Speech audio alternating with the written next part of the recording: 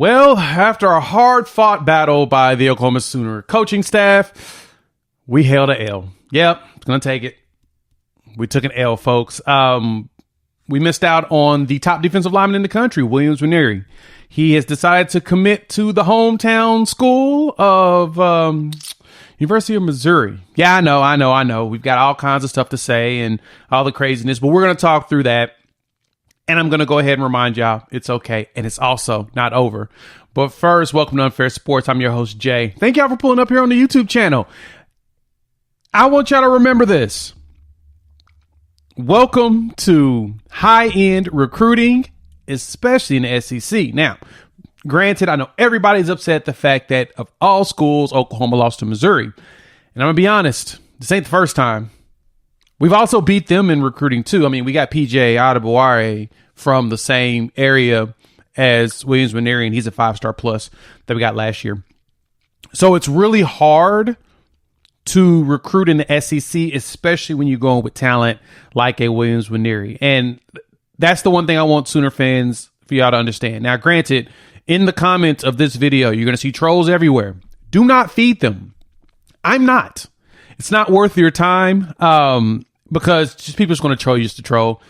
And, I haven't said anything crazy to a Missouri fan, but they love coming at me as of late just because I'm just pointing out that, Oklahoma has been favored throughout most of this recruitment cycle. And just things don't work out, unfortunately. So for him, staying close to home and probably a solid NIL deal is what kept him at the school. Now, keep this in mind, too. Oklahoma was offering a very solid NIL package as well, plus opportunity of development based on the track record and playing with friends and all of that jazz. And so it just didn't work out, unfortunately. And that's what happened. So let's talk about Nwaneri. Let's look at him.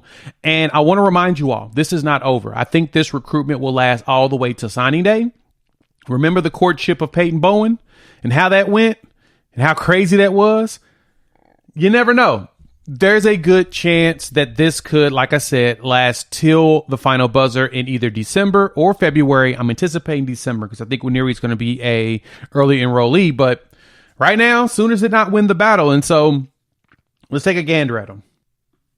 And so, of course, I'm a little devastated. Nwaneri is the number 3 player in the country by consensus and composite, depending on no matter what recruiting site you go to. The only one, ESPN, is the only one that really doesn't have him rated in the top 10, but I think that's going to change because I honestly believe he'll be the number 1 player in the country by the end of this season, especially based upon his performance. From Lee Summit North High School in Missouri, Kansas City area. He's a beast. And yeah, I'm sad that we didn't win his services on the initial commitment. I'm just going to wait and see what happens on National Signing Day. We've seen flips and stuff happen like crazy at that point, and I don't think Oklahoma's going to stop their pursuit because every sign and indication told us it was Oklahoma until it wasn't, which was at the end of basically this entire recruitment.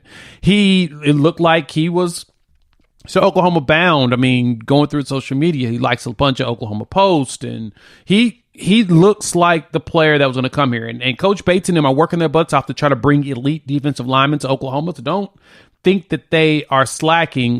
This isn't easy. I mean, this is the big thing with Missouri is Nwaneri is their Justin Smith.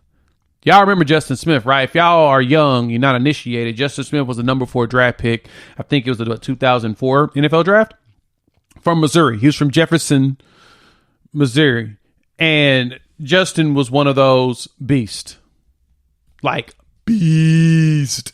a player. And he played up until 2015. And so, yeah, I'm sorry. He was 2001 draft. He was the number 4 pick. So it's my apologies. Jefferson City, Missouri. Local. Went to Mo. I remember seeing him, I think it's Sports Illustrated, that a picture of him and he was doing pull-ups, and I'm just like, dude, that dude's a monster. And he was a dominant force in college, and he was an all-pro in the NFL. And so Missouri looked at Nwaneri, who walked in basically day one of really the junior year when he really started to ascend. People were looking at him like, oh yeah, this kid's going to be special. He's a generational talent. And at 6'6", about 265, 270, yeah, and he's going to do nothing but get better. And so because of that, Missouri put the full court press on him. And as you're seeing in this film, the man can go. So you have to understand that Missouri was not playing when it comes to going after this player. This is when you go after Luther Burden. Y'all remember him. That was one that we lost to Missouri as well because it was going after local talent. Everybody's trying that. Hence why you see the OK Prep agenda that I talk about in just about all my videos. Oklahoma's pushing for local talent too and getting the best players from the state possible. So, yes, we missed out on Nwaneri on commitment day. Does not mean that it's over, and we still got a lot of irons in the fire. And I do anticipate us winning one or two. I anticipate us getting, out of the three that Hayes Fawcett posted, I anticipate us getting at least two of those. Now, I was thinking it was Nwaneri, but it may be Dominic McKinley. Now, that's not a guarantee because McKinley is in Louisiana, but all the intel is saying that LSU is not in play.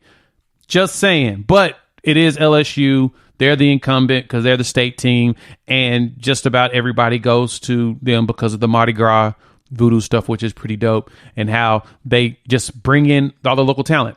Brian Kelly's doing a great job of doing that. So we've got a battle for McKinley. And then David Stone, who's in Florida right now from Oklahoma City, Miami's going to be fighting for that player. He's local. I mean, I got another video dropping later today. It's talking about that. So keep your eyes open on that. So this is a therapy session for all of you. Hop in the comments. Let your boy know how y'all feeling, what y'all thinking.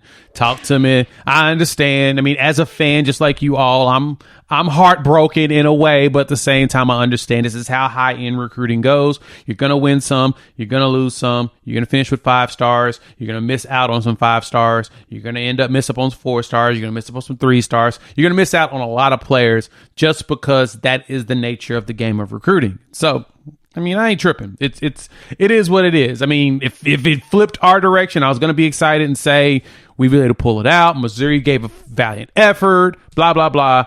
And honestly, I actually already had that video recorded as well, just in case. So yeah, it just didn't work out. So if you made it this far, you like the content, hit that like button as well as subscribe. We would love to have you join us. Missouri fans, I know you're here trolling. Feel free to subscribe. You know, we can chop it up. I'm going to talk SEC ball anyway because we'll be there seeing y'all on a regular basis. And so hopefully, you know, y'all can continue to be a rising program like us. You know, we'll have our bounce back year. We're gonna do it. This team is making the magic happen in Missouri. I hope you can do the same as well to keep the battle going. It's a fun, valiant battle. We're gonna keep going for recruiting, and this is not over. I promise you that. YouTube says watch one of these videos. Highly recommend it because yeah, it's probably something I put up recently, and I want you to watch it. So let's chop it up soon. Peace.